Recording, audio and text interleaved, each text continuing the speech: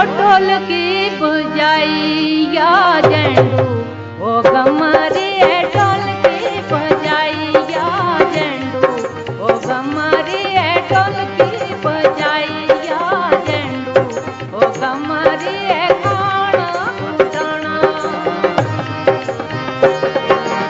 इस गाने को सुनकर आपका मन भी नाचने को किया होगा। ठीक वैसे जैसे आज की युवा पीढ़ी डीजे की धुनों पर इस गाने पर रात भर नाचती रहती है, वैसे जैसे उनके दादा परदादा अपने ज़माने में इस गाने पर नाचते थे। 2.5 दशकों तक इस नायिका ने इसकी नायिका के गानों ने एक तहलका मचाकर रखा हुआ था। ये वही नायिका है जो अपने गाने खुद लिखती थी, खुद गाती थी और उन पर नृत्य भी करती थी। मैं बात कर रहा हूँ स्वर्गीय गमरी देवी की।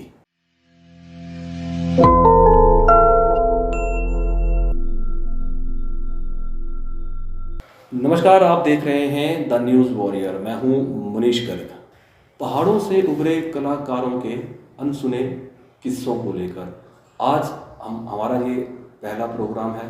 जो नया प्रोग्राम हमने शुरू किया है उसका पहला एपिसोड, जिसमें जो नायिका हैं आज के इस पहले एपिसोड की वो हैं गमरी देवी। इनके जीवन से जुड़े हुए अनसुने किस्सों के ऊपर आज हमें बताएंगे द न्यूज़ वॉरियर के सब एडिटर श्री रामलाल पाठक जी, जिन्होंने इनको कवर किया, इनके इंटरव्यू लिए और इनके ऊपर अखबार में लिखा, एक किताब भी लिखी है। तो इनसे जुड़े हुए अनसुने किस्सों पर आज का हमारा ये पहला एपिसोड गमरी देवी के जीवन के ऊपर शुरू होता है। तो अपने दर्शकों का मैं स्वागत करना चाहूँगा और सब एडिटर रामलाल पाठक जी का भी स्वागत करना चाहूँगा।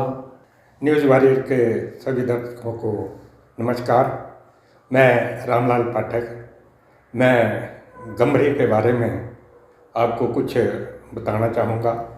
मैंने जब अपने लिखना शुरू किया और मैं ज़्यादातर सांस्कृतिक लेखों की तरफ मेरा रुझान था। एक बार एक कवि सम्मेलन हुआ श्री नैना देवी जी में, भाषा विभाग का एक कार्यक्रम था और उस दिन मेरे मन में ये इच्छा हुई कि हम ये जो गीत बजता है, खाना पीना नंद लेनी वो गमरी है, इस पर हम ये सोच रहे थे कि इस पर कुछ काम करना चाहिए। तो मैंने अपने कुछ साथियों को भी वो किया कि हमें इसके बारे में कुछ लिखना चाहिए, कुछ पता करना चाहिए। पाठक जी, ये कब की बात है? ये तो 1982 की बात होगी मेरे ख्याल में। 1982 में पहली बार आप गमरी देवी जी के और उस टाइम में ऐसा किसी को पता नहीं था कि गमरी देवी जिंदा है कि नहीं है, अच्छा, मर गई है कि भाई कहाँ रहती है कहाँ नहीं रहती। अच्छा। तो हमने इसके बारे में फिर खोजबीन शुरू की और फिर हम 2-3 बार उसके घर लदरौर भी गए। अच्छा। और 2-3 बार उससे कोई 4 बार मैंने उसका इंटरव्यू लिया है। अच्छा। और जब मेरे मटेरियल पूरा नहीं हो रहा था किताब लिखने का, तो मैं बार बार वहाँ गया, मतलब कोई 5-6 बार मैं वहाँ जाके आया। तो गमरी की जो गीत थे या उसकी जो बातचीत थी वो हमने सारे अपने टेप रिकॉर्डर में रिकॉर्ड की थी। तो इस तरह से हमने गमरी के जीवन के बारे में जाना कि वो इस गीत की जो नायिका थी वो जिंदा थी उस समय। पाठक जी, आपके माध्यम से दर्शकों को मैं चाहूँगा कि आप बताएं कि इनका जन्म कब हुआ था और कहाँ हुआ था। नहीं जी, इसके बारे में कोई तारीख का तो उल्लेख नहीं है जी, लेकिन गमरी देवी ने खुद बताया था कि उसका जन्म 1923 को हुआ था। अच्छा। और दिवाली के दिन हुआ था। अच्छा। और वो बताती थी कि भाई उस घर में पहले कभी किसी बुजुर्ग का मौत हुई थी दिवाली के दिन, और उस वजह से उस परिवार में दिवाली नहीं मनाते थे। लेकिन गमरी का जब जन्म हुआ वो हुआ दिवाली के ही दिन, तो फिर उस घर में दिवाली मनाई जाने लगी। बिलासपुर जिले में बंदला धार है और ये धार जो है ये ब्रह्मपुत्र और घाघर के बीच में कोई 15 किलोमीटर की लंबी धार है। इस पर गांव बसा है बंदला। तो बंदला में ये गमरी का जन्म हुआ था। ये बिलासपुर के सीधे ऊपर धार है जी। और जो सप्तधार कैलूर के नाम से हमारा ये जिला रहा है जी। तो उसकी सप्तधार में से एक धार बंदला धार बनी है जी जी। और इसके परिवार में पाठक जी कौन कौन थे? इनके परिवार में इनके पिता का नाम गरदित्तू था जी और माता संती देवी था जी। और गरदित्तू जो है ये भी खुद एक बहुत अच्छा गवैया था। और जब गुग्गा की मंडलियों के गीत चलते हैं तो वो गीत गाया करता था।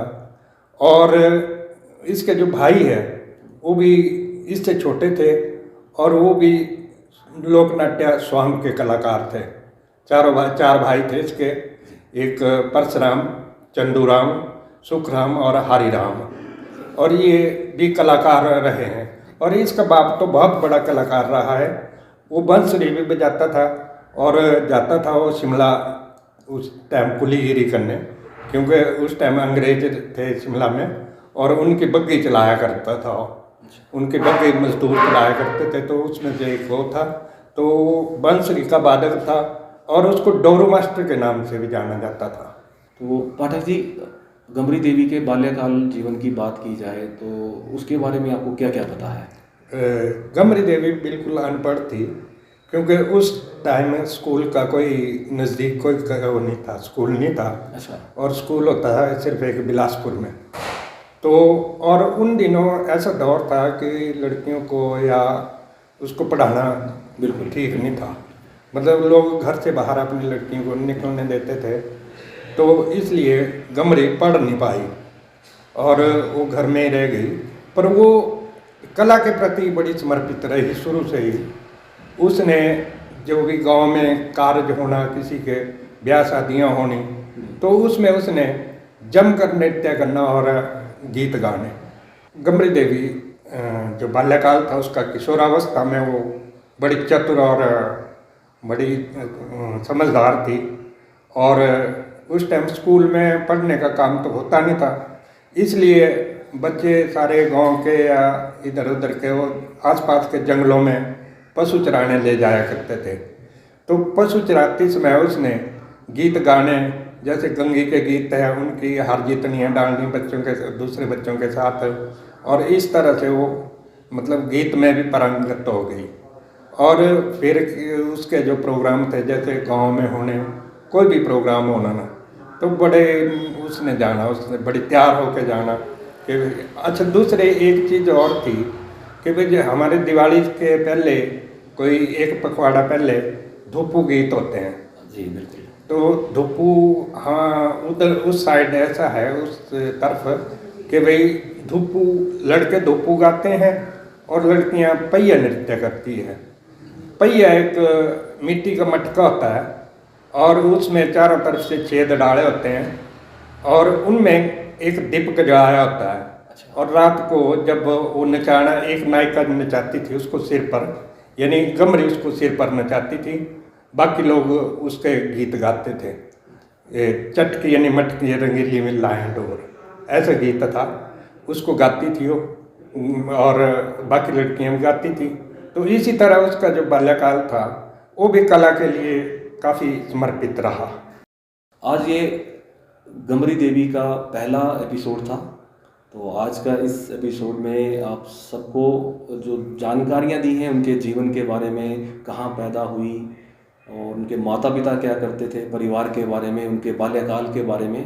तो आज का एपिसोड यही ख़त्म होता है। दूसरे एपिसोड में हम बात करेंगे गमरी देवी की उस उड़ान की जहाँ से उन्होंने शुरुआत की और पहला उनको शो मिला और कितने उसमें पैसे मिले, मेहनताना जो उनको मिला, उसके बारे में जानेंगे दूसरे एपिसोड में। तो बने रहें द न्यूज़ वॉरियर के साथ और हमारे social media platform, Facebook page, YouTube channel, Twitter, Instagram सभी को लाइक करें और ज़्यादा से ज़्यादा शेयर करें। और हमारी जो ये नई शुरुआत है, नया ये प्रोग्राम है जिसका नाम है पहाड़ों से उभरे कलाकारों के अनसुने किस्से, ताकि ये ज़्यादा से ज़्यादा लोगों तक जाएं और वो भी हमारे पहाड़ों के कलाकारों के उन अनसुने किस्सों से वाकिफ हो जाएं इस कार्यक्रम के माध्यम से।